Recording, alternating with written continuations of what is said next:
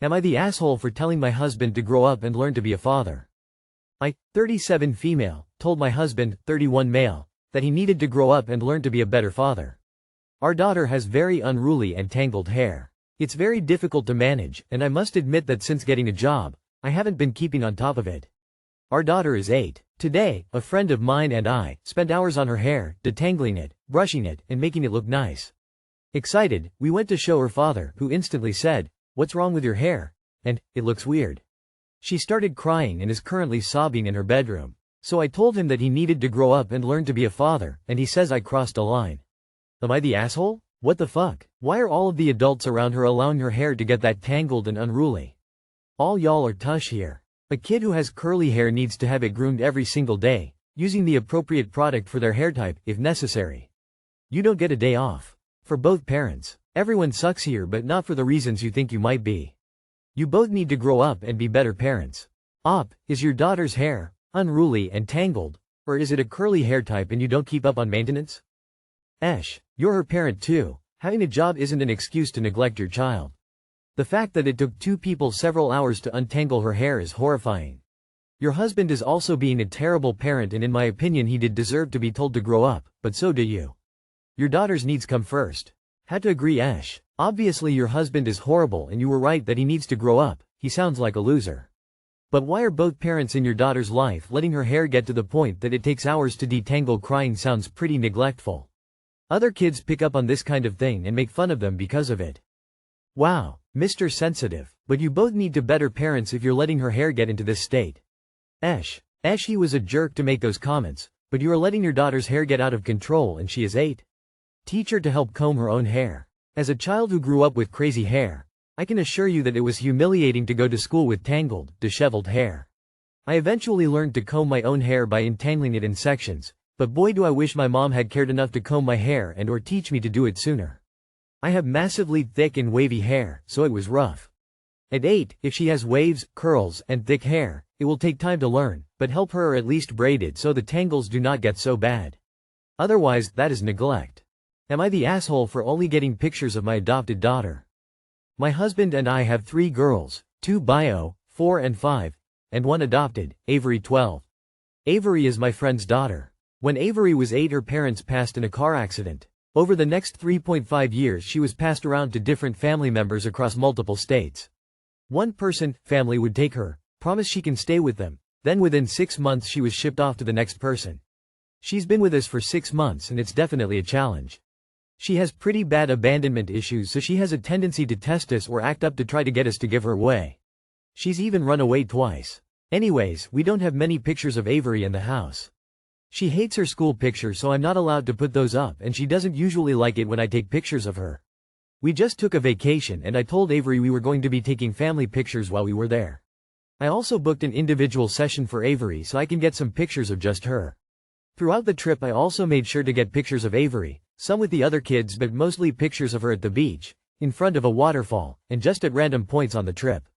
I was getting the pictures developed and my husband commented that the only pictures I took were family pictures, pictures of all of the kids, or only pictures of Avery.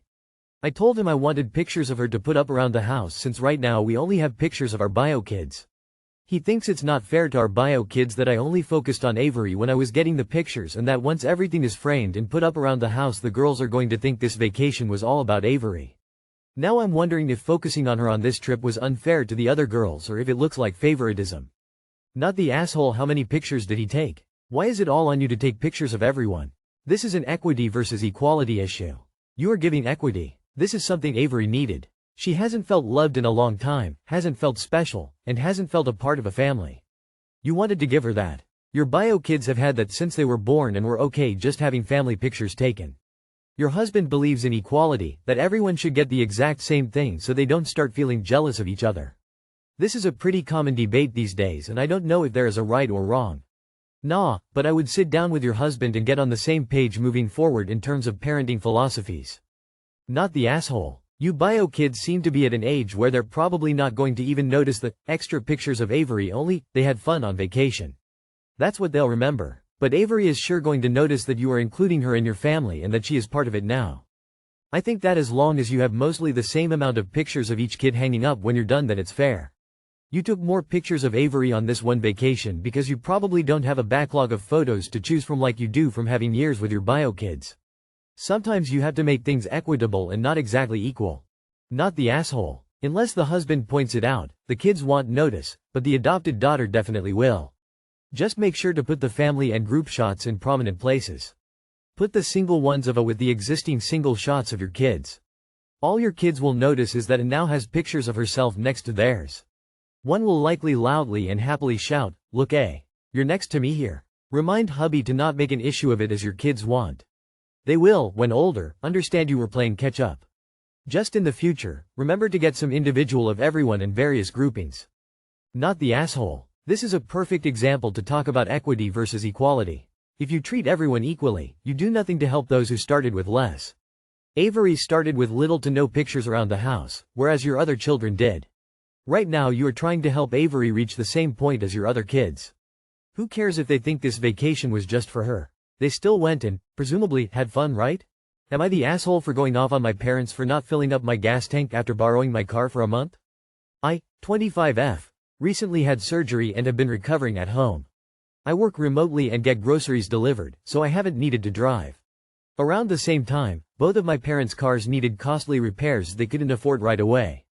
Because I wasn't using my car, I offered to let them borrow it for a month until they could get theirs fixed. I didn't ask for any money or request they do anything. I just thought I was helping them out while they were in a tough spot. They drove it every day during that month without any issues, and even picked me up and took me to doctor's appointments on a few occasions with it. Today, they brought my car back because their own cars are now repaired. Later that evening, I decided to treat myself to takeout since I haven't been out in weeks. But as soon as I put the key in the ignition, the car wouldn't start and made a loud thumping noise. I panicked a little because I'm not a car person and didn't know what it meant. I called my parents to ask if anything had happened while they were using it. My mom casually said, "IDK, maybe it needs gas." I asked if they'd filled it before bringing it back. She said no because it's my car, so they assumed I would do it. That annoyed me. They'd had the car for a whole month, drove it regularly, and returned it empty. I thought the polite thing to do, especially when someone is doing you a favor, would be to return it with a full tank, or at least enough gas to start the engine. Instead, I got my car back in worse shape than when I lent it.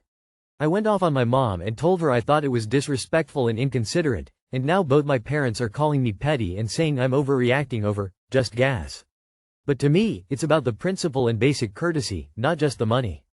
She said no because it's my car, so they assumed I would do it. She didn't even leave enough gas to get to a gas station. Remember this in future: if you borrow anything of theirs, don't worry about returning it damaged, because it's their item, their problem. Even better lesson: don't even lend them anything again. Not the asshole. Filling the tank should have been an absolute no-brainer. Not to mention driving a car with a tank that empty can cause overheating, clog the fuel filter, etc. How did they time it so there was only enough gas to drop it off? That's a whole new level of stingy. Don't do them any more favors. They are the ones who are petty and ungrateful. Not the asshole, and now we know why their cars needed costly repairs. Not the asshole. Bringing a borrowed car back low on gas isn't great, but bringing a borrowed car back empty to the point where it won't start is ridiculous. Not the asshole. Your parents are animals. And cheapskates. How did they even get it there with so little gas? That's ridiculous, rude, and entitled. You're not the asshole, but they're huge assholes. Am I the asshole made people uncomfortable at a coffee shop? I'm a 36-year-old man, and this situation just happened to me a little bit ago. My local coffee shop has a set of 5 leather chairs that are more comfortable than the rest of the chairs. When I got there, 3 men around 60 were sitting in 3 of the chairs talking. I squeezed past them into a 4th chair, pulled out my headphones, and started listening to a podcast. I don't know and don't care about what they were talking about. Maybe 10 minutes after I sat down, one of the men mentioned they were uncomfortable with me being in on their conversation. I told him that I wasn't in on their conversation, but I was willing to move, but the other 2 men with him decided it was time for them to leave anyways, so they got up and left. Was I an asshole for entering their conversation in a public seating area? Not the asshole. It's a coffee shop, not their living room. If they wanted privacy, they should go elsewhere. You are the asshole. Info: were there alternative places to sit? Also, what is the layout of the chairs? Are they set up in a deliberately conversational manner, or are they a bit more free-floating? Edit. Op has confirmed, in roundabout comments, that the chairs are set up in a circle. Op has also confirmed he habitually sits there regardless of other people already being there. Op also refuses to acknowledge whether there were other seats available. My best assumption, Op does this because he can, and no, it's not illegal, but it is sasshole behavior. I would never sit down at an occupied table with O asking first. That is weird behavior.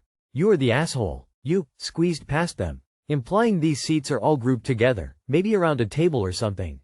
You intruded on a group for your own comfort, completely disregarding the fact they were sat there and talking. You didn't even ask if they minded, then plonked yourself down and acted like they didn't exist. Holy cow, the entitlement and belief that everything you do is in isolation is staggering. Info. What is the exact layout of the coffee shop? What other chairs are there? Are the chairs around a table? Facing each other? How close are they to each other? In general, if someone wants a conversation to be private, they shouldn't have it in public. You're probably not the asshole. But there are some seating configurations where it would be customary to ask permission to sit, e.g. sharing a table. It's typically considered polite to ask if a seat is taken before joining a public table seating area with others. But it's also rude for the old man to act like it's their private conversation spot and confront you, though it might just be because you were rude first. Either way, esh.